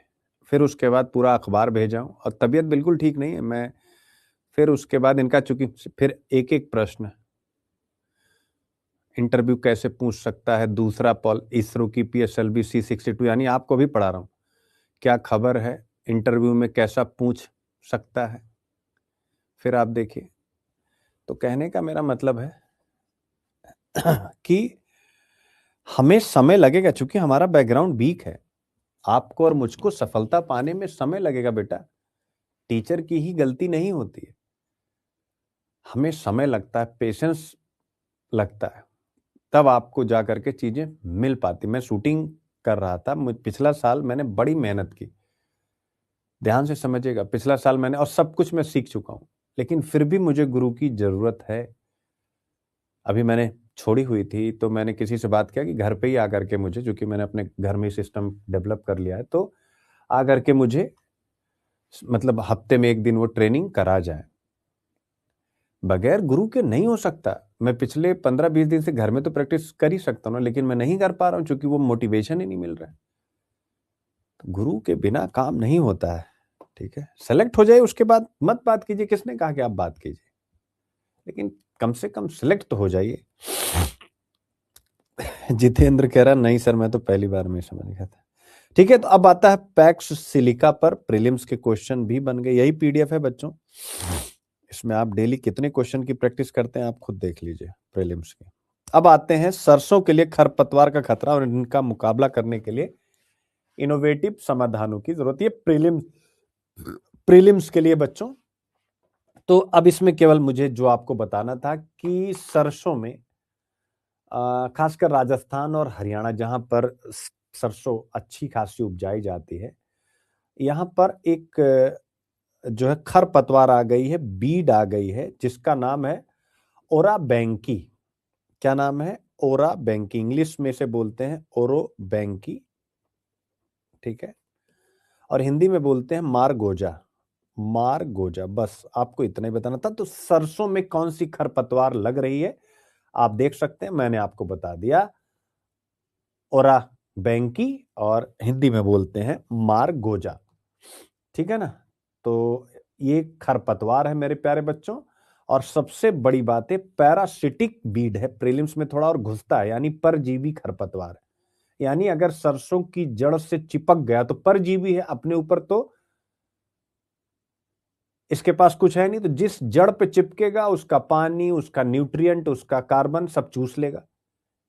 यानी पौधे की जड़ जिस पर ये लगा, उससे जीवन शक्ति ही ये छीन लेता है। इसीलिए इसे हिडन थ्रेड कहा जाता है। और बैंकी को हिडन थ्रेड कहा जाता है।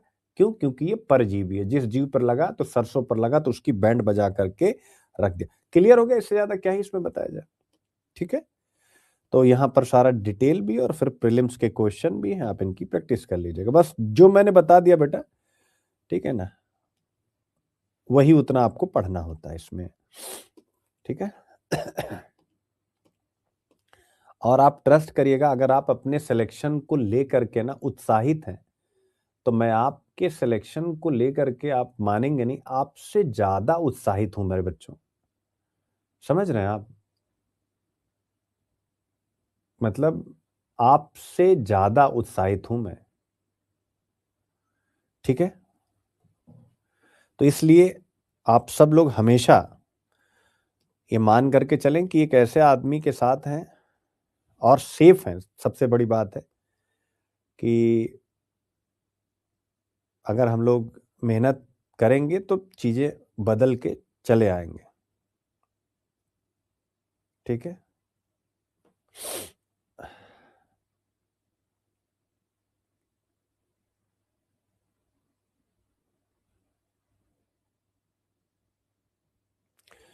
चीन का रिएक्टर घनत्व की सीमा को पार करता है। एक बार इसको आप पढ़िए। शोध क्या है? ज्ञान के साथ एक अजनबी मुलाकात। उस निबंध में इसको जरूर आप लगा लीजिएगा। What is a research a blind date with knowledge. तो ये भी प्रीलिम्स के लिए बड़ा ही अच्छा टॉपिक है मेरे प्यारे बच्चों। ठीक है ना?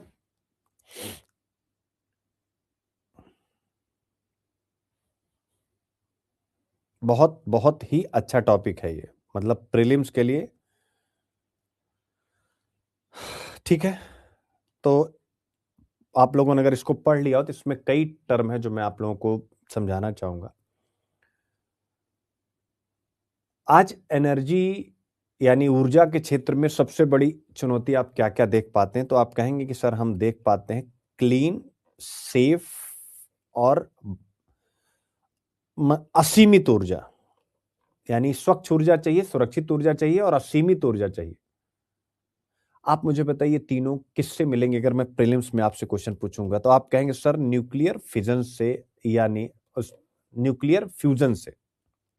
किससे? न्यूक्लियर फ्यूजन से, यानी नाभिक। बच्चों थोड़ी आवाज मेरी ना अभी भी लड़खड़ा रही है, याद रखिएगा, क्योंकि हालत ठीक नहीं। तो किससे मिलेगी? न्यूक्लियर फ्यूजन से। और इसी न्यूक्लियर फ्यूजन पर चीन ने एक रिसर्च किया है, यानी न्यूक्लियर फ्यूजन नाभिकीय संलयन, और इसे भविष्य की ऊर्जा कहा जाता है, क्योंकि यही प्रक्रिया है जो सूर्य में ऊर्जा पैदा करती है। आई होप आप समझ गए। लेकिन समस्या क्या है कि भाई सूर्य तो सूर्य है, पृथ्वी पर हम सूर्य कैसे बना पाएंगे? यानी समस्या यह है कि पृथ्वी पर सूर्य जैसी परिस्थितियां बनाना बेहद कठिन है। और इसीलिए यह न्यूज बड़ी महत्वपूर्ण हो जाती है कि चीन के फ्यूजन रिएक्टर ईस्ट टोकामैक, याद रखिएगा, ये चीन का रिएक्टर है, फ्यूजन रिएक्टर है, संलयन यानी नाभिकीय संलयन की प्रक्रिया पर रिसर्च कर रहा है। तो ये जो न्यूज है चीन के फ्यूजन रिएक्टर ईस्ट टोकामैक से संबंधित है। और वहां पर क्या उपलब्धि हासिल हुई? वो ये हुई जो आज अखबार में छपी है कि उसने प्लाज्मा डेंसिटी लिमिट को पार कर लिया है। क्या कर लिया है? डेंसिटी लिमिट, यानी प्लाज्मा की घनत्व सीमा को 65% तक बढ़ा दिया है। अब आपके सामने सारे टर्म खतरनाक रूप से सामने आ रहे होंगे कि प्लाज्मा डेंसिटी लिमिट को पार कर लिया। चलो रिएक्टर टोकामैक तो मुझे पता है, विस्तार से बताऊंगा। यानी फ्यूचर पावर जनरेशन का एक बड़ा संकेत यहां पर छुपा हुआ है। तो सबसे पहले स्वाभाविक रूप से प्रीलिम्स के लिए न्यूक्लियर फ्यूजन आप सबको पता है, मुझे कुछ बताने की जरूरत नहीं। यानी नाभिकीय संलयन एक प्रक्रिया जिसमें हल्के नाभिक जैसे हाइड्रोजन आपस में मिल जाते हैं और फिर भारी नाभिक यानी हीलियम बनाते हैं और बहुत अधिक ऊर्जा निकलती है मेरे प्यारे बच्चों। ठीक है ना? तो फ्यूजन क्या होता है? फ्यूजन होता है ज्वाइन। और फिजन क्या होता है मेरे प्यारे बच्चों? वो होता है स्प्लिट। ठीक है ना? नाभिकीय विखंडन। अब आता है प्लाज्मा की डेंसिटी लिमिट। प्लाज्मा क्या है और क्यों जरूरी है वह इस ऊर्जा को बनाने में? तो फ्यूजन रिएक्शन के लिए गैस को जब गर्म किया जाता है और बहुत ज्यादा गर्म किया जाता है, यानी नाभिकीय संलयन के लिए गैस को गर्म किया जाता है, तब वह गैस प्लाज्मा बन जाती है। तो आई थिंक आप समझ गए होंगे। प्लाज्मा आप सबको पता है पदार्थ की चौथी अवस्था होती है, फोर्थ स्टेट ऑफ मैटर होती है, ठोस द्रव गैस और उसके साथ साथ प्लाज्मा, जिसका टेम्परेचर 100 मिलियन डिग्री सेल्सियस से ज्यादा होता है। इतनी गर्म प्लाज्मा को अगर दीवार छू जाए तो रिएक्टर को नुकसान होगा और रिएक्शन फेल हो जाएगा। आई होप आप समझ गए। अब उसी में टोकामैक क्या है? तो टोकामैक क्या है? एक डोनट, एक आप ऐसे समझिएगा कि एक यंत्र है। यह प्लाज्मा को चुंबकीय क्षेत्र मैग्नेटिक फील्ड की मदद से हवा में तैराए रखता है, दीवार से टच नहीं होने देता है। यानी प्लाज्मा को दीवार से दूर रखना और स्टेबिलिटी बनाए रखना, यही इसका काम है। ठीक है? यानी ये टोकामैक रिएक्टर यही करता है। अब सबसे बड़ी बाधा यहां पर एक शब्द आता है मेरे प्यारे बच्चों, ग्रीन वॉल्ड डेंसिटी लिमिट। ये डेंसिटी लिमिट जिसको इसने पार किया, यानी जो टोकामैक है, टोकामैक में प्लाज्मा डेंसिटी बढ़ाने की एक सीमा होती है जिसे हम कहते हैं ग्रीन वॉल्ड डेंसिटी लिमिट। जैसे आपकी लिमिट हो जाए लक्ष्मण रेखा की, इस लक्ष्मण रेखा के पार आपको नहीं जाना, जैसे रामायण में आपने सुना। यानी टोकामैक में प्लाज्मा की डेंसिटी बढ़ाने की एक सीमा होती है। इस सीमा से आगे जाने पर प्लाज्मा अनस्टेबल हो जाता है, कोलैप्स कर जाता है या डिसरप्ट हो जाता है। इसी सीमा को कहते हैं ग्रीन वॉल्ड डेंसिटी लिमिट। दशकों से वैज्ञानिक इसी सीमा से जूझ रहे थे, इसके पार नहीं जा पा रहे थे। चीन ने यही किया है, डेंसिटी लिमिट को पार कर दिया है।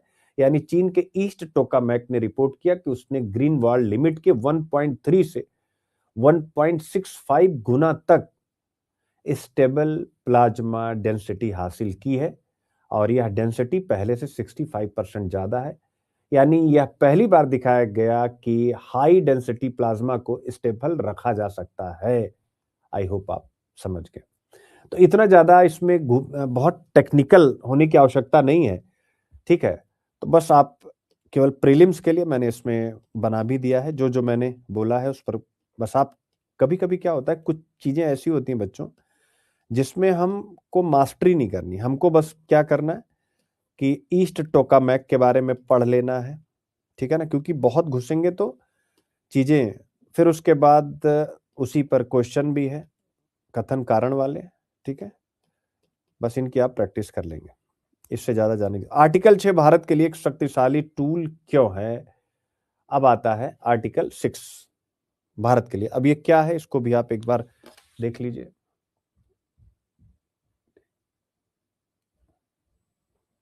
आर्टिकल 6 मेरे प्यारे बच्चों, ठीक है। हमेशा देखिए प्रीलिम्स में क्या होता है कि चीजों को बस जान के जानना है, घुसना नहीं है, और मेंस में ऑब्वियस है आपको घुसना पड़ता है, यही इतना अंतर है। तो आर्टिकल 6 ये भी प्रीलिम्स के लिए ही मैं बताने की कोशिश करूंगा। मेरे प्यारे बच्चों, पेरिस एग्रीमेंट से इसका संबंध है। पेरिस एग्रीमेंट, पेरिस समझौता, क्लाइमेट समिट, आर्टिकल 6, और क्लाइमेट चेंज से जुड़ा हुआ है, तो ऑब्वियस है प्रीलिम्स के लिए इसमें जो कुछ भी हमें पढ़ लेना चाहिए। देखिए प्रीलिम्स ही मैंने बनाया। और क्यों पढ़ना चाहिए? क्लाइमेट चेंज आज आपको अच्छे से पता है केवल पर्यावरण की समस्या भर नहीं रह चुका, अब यह सीधे सीधे जुड़ चुका है इकोनॉमिक ग्रोथ यानी आर्थिक समृद्धि के साथ, दूसरा एनर्जी सिक्योरिटी ऊर्जा सुरक्षा के साथ, तीसरा फूड सिक्योरिटी खाद्य सुरक्षा के साथ, और ग्लोबल पॉलिटिक्स भी इस पे हो रही है, अंतर्राष्ट्रीय राजनीति के साथ। दुनिया के वैज्ञानिक आईपीसीसी की बहुत सारी रिपोर्ट यह स्पष्ट कर चुके हैं कि ग्रीन हाउस गैसों में जो उत्सर्जन हो रहा है, यानी ग्रीन हाउस गैसों के उत्सर्जन के कारण वैश्विक तापमान बढ़ रहा है, बाढ़, सूखा, हीट वेव जैसी एक्सट्रीम वेदर कंडीशन बन रही। सबसे अधिक नुकसान ऑब्वियस है गरीबों को, बेचारों को, विकासशील देश। लेकिन समस्या क्या है? समस्या है कि सभी देश ना तो बराबर जिम्मेदार हैं और ना सभी की क्षमता समान है। यानी अमेरिका की जो क्षमता है, हमारी थोड़े, अमेरिका ने जो उत्सर्जन किया या चाइना ने, वो इंडिया थोड़े ना कर रहा है। और जब ऐसा होता है कि सभी देश ना तो बराबर जिम्मेदार हैं और ना ही सभी की क्षमता समान है, तो जब यह संकल्पना आती, कॉन्सेप्ट आता है, तो यहीं से एक इंटरनेशनल कोऑपरेशन, अंतर्राष्ट्रीय सहयोग की जरूरत पैदा होती है। और उसी जरूरत का नाम है पेरिस एग्रीमेंट, जिसको मैं पीए लिख रहा हूं, याद रखेगा। आप सबको पता है, ना जाने कितनी बार आप पढ़ चुके हैं कि 2015 में पेरिस एग्रीमेंट को अपनाया गया। इसका मुख्य लक्ष्य है ग्लोबल टेम्परेचर की जो ग्रोथ है उसको 2 डिग्री सेल्सियस से नीचे रखना, और कोशिश करना कि वो 1.5 डिग्री सेल्सियस तक ही रहे। इसके लिए हर देश, आपको अच्छे से पता, अपनी एनडीसी, नेशनली डिटरमाइंड कंट्रीब्यूशन तय करता है। करता है कि नहीं करता? बिल्कुल करता है, जिस पर हम लोग कई बारी चर्चा कर चुके हैं। लेकिन ठीक है, हम अपना एनडीसी तय करते हैं, लेकिन यहीं पर एक व्यवहारिक, एक प्रैक्टिकल क्वेश्चन उठता है कि अगर कोई देश सस्ती लागत में ज्यादा उत्सर्जन कम कर सकता है, तो क्या वह दूसरे देश की मदद कर सकता है? फिर से समझिएगा कि अगर कोई देश सस्ती लागत में ज्यादा उत्सर्जन कम कर सकता है, तो क्या वह दूसरे देश की मदद कर सकता है? यानी कि मान लीजिए मेरे पास कोई तकनीक है, मैं कार्बन उत्सर्जन कम कर पा रहा हूं, तो क्या मैं उस तकनीक को दूसरों को दूं? यानी क्या वह दूसरों की मदद कर सकता है? और जैसे ही यह बात आती है, वैसे ये टॉपिक आकर के खड़ा हो जाता है। इन्हीं सभी प्रश्नों का उत्तर है आर्टिकल 6। आर्टिकल 6 में मेरे प्यारे बच्चों, पेरिस एग्रीमेंट का एक बहुत महत्वपूर्ण प्रावधान है, जो नंबर 1 देशों को आपसी सहयोग की अनुमति देता है। भैया अगर तुम्हारे पास अच्छी तकनीक है, तुम कार्बन उत्सर्जन कम करे, तो उसको इंडिया को भी दो। क्यों दो? जिससे आप सब मिलकर उत्सर्जन कम कर सकें, तकनीक साझा कर सकें, क्लाइमेट फाइनेंस जुटा सकें। मतलब हम सिंपल वर्ड में कह सकते हैं कि ये जो आर्टिकल 6 है वो क्या है? क्लाइमेट चेंज से लड़ने के लिए ग्लोबल टीम वर्क का नियम। ये एक टीम बनाता है, ग्लोबल टीम, आप ऐसा समझिए आर्टिकल 6 बना रहा है। तो बस यही आपको प्रीलिम्स के लिए ये याद रखना है क्लाइमेट चेंज से फाइट करने के लिए ग्लोबल टीम वर्क का नियम है आर्टिकल 6। ये मानता है कि ऑब्वियस यार, अकेला चना भाड़ नहीं फोड़ता, हर देश अकेले सब कुछ नहीं कर सकता, ये मानता है इसी चीज को। और ये साथ में ये भी मानता है कि मिल करके बेहतर और सस्ते समाधान निकालते हैं मेरे प्यारे बच्चों। आई होप आप समझ गए, यही आपको आर्टिकल 6 मुझे बताना था प्रीलिम्स के लिए। सबको आ गया समझ आर्टिकल 6 और प्रीलिम्स का कंटेंट यहां पर आपके सामने आ गया, ठीक है ना। तो ये होती है पीडीएफ। आप पर डे सोचिए कितने प्रश्न मेरे साथ सॉल्व कर रहे हैं। अब अगर इस बार प्रीलिम्स रुकता है तो भाई बड़ी तकलीफ रहेगी मुझे, टू बी ऑनेस्ट। बाकी जो बच्चे यूपीएससी की तैयारी करना चाहते हैं उनके लिए है ये। ऑप्शनल की मेंटरशिप मेरे पास अवेलेबल है, आप ले सकते हैं। खासकर दूर दराज के बच्चे तो आप जरूर इसका हिस्सा बनिए। और इसके अलावा जीएस फाउंडेशन भी है। जीएस फाउंडेशन प्रोग्राम हमारा एक बड़ी सिंपल सी बात, लोग कहते हैं इनका लीक वीडियो मैंने देख लिया, इनका लीक वीडियो मैंने देख लिया। लीक वीडियो देखिए, समस्या रहेगी आपको। पास वही हो रहे हैं जो क्लीन पढ़ाई कर रहे हैं। आप किसी को भी देखिए, चतुराई के साथ कभी भी पढ़ाई हुई नहीं। पढ़ाई हमेशा समर्पण के साथ हुई है, किसी मेंटर के गाइडेंस में हुई है। तो इसलिए ऑप्शनल वगैरह को लेकर के किसी का लीक वीडियो ये सब आप मत देखिए, उसके पीछे रीजन है। ऑप्शनल इतना अपडेट है, खासकर पीएसआईआर हो गया, सोशियोलॉजी हो गया, एग्रीकल्चर हो गया, बहुत अपडेट, इसमें बहुत काम करने की जरूरत है। जब तक आप करंट से अपडेट फैकल्टी के साथ नहीं जुड़ेंगे तो समस्या है, ये हमेशा याद रखिएगा। और जी, अगर आप केवल फाउंडेशन पढ़ना चाहते हैं वो भी हमारे पास अवेलेबल है। और अगर आप दोनों यानी कॉम्बो ऑफर लेना चाहते हैं वो भी अवेलेबल है, यानी ऑप्शनल और जीएस। जीएस में मैं कहता हूं कि अगर मैं इथिक्स ए से आपको करा दूं, समझिए लाखों रुपए के पैसे के बराबर, क्योंकि ऐसे वगैरह पे कमांड थोड़ा मुश्किल होता है, इतना आसान होता नहीं। और एक बार प्री निकला और अगली बार गड़बड़ा गया तो आप कितना पीछे चले जाते हैं, आप सोचिए। इसलिए एक प्री निकले अंत होना चाहिए, और उसी अंत का नाम है सुनील अभिव्यक्ति पर्सनल मेंटरशिप प्रोग्राम, जिसमें मैं ही आपको सारी गाइडेंस देता हूं। यानी जैसे आप मेंटरशिप कहीं भी जाएंगे तो आपको मेंटर्स की एक टीम मिलेगी, यहाँ पर मैं मिलता हूँ। जो पढ़ा रहा है वही मेंटरशिप दे रहा है, तो ये इफेक्टिव होगा या वो वाला मॉडल इफेक्टिव होगा, आप स्वयं चिंतन कीजिए। बाकी स्टेट पीसीएस की मेंटरशिप भी मैं दे रहा हूँ। मैंने अभी आपको बताया कि पंजाब पीसीएस का प्री का रिजल्ट आया, अब अभी तक तो मैं बच्चे की मदद नहीं कर पाया, उसने एडमिशन ले लिया है। तो पंजाब पीसीएस का भी सोचिए आप, पंजाबी लैंग्वेज में आंसर, मतलब आंसर आ रहे हैं, और तब भी मैं उसको मेंटरशिप दे रहा हूँ। और वो मेंटरशिप बच्चा कर रहा है और सेटिस्फाई है पहले दिन के, पर उसके बाद मेरी तबीयत खराब होगी। तो आप समझ सकते हो कि जब आप लार्ज लैंग्वेज मॉडल के एरा में हो, एआई लार्ज लैंग्वेज मॉडल, तो वो तो सबसे बढ़िया भाषा पर ही काम करता है।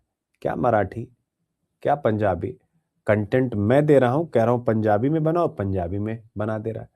तो असली चीज होती है कंटेंट फीड कराने वाला। तो ये मेरे लिए भी बहुत बड़ा, चूंकि इससे रिजल्ट ज्यादा मैं कर पाऊंगा। मेरा सबसे बड़ा उद्देश्य यही, क्योंकि वन साइज फिट्स ऑल ये पॉसिबल नहीं है। एक ही आकार में सबको ले लेना, आपकी क्षमता क्या है, आपकी क्षमता क्या, आपकी क्षमता क्या, आपको कौन सा सब्जेक्ट पसंद है, कौन सा नहीं पसंद है, सब एक ही चीज पढ़ रहे हैं, ठीक है। तो वो कहीं ना कहीं एक बहुत बड़ा इशू है। अच्छा चलिए खैर, और ये हमारा कांटेक्ट नंबर है, आप इस पे जुड़ सकते हैं। अच्छा एक चीज और आप लोगों से, क्योंकि तबीयत खराब हो गई, हमने सैटरडे बातचीत की थी, सैटरडे नहीं फ्राइडे को, कि अब प्रीलिम्स पर विशेष फोकस होंगे, टॉप 50 चैप्टर वगैरह। तो कल से स्वाभाविक रूप से ऑप्शनल और इन सब चीजों पर फोकस हो जाएगा। कल अपने टाइम पर सुबह 9 बजे ही क्लास हमारे ऐप पर होगी, ठीक है ना। कहाँ पढ़ रहे हैं, यानी ऐप पर ही होगी कल से सुबह 9 बजे। तो तबीयत ठीक है अभी, और रात में और भी ठीक हो जाएगी। Bye, thank you. कल से उसी रूप में मिलेंगे, बिल्कुल फुल एनर्जी के साथ।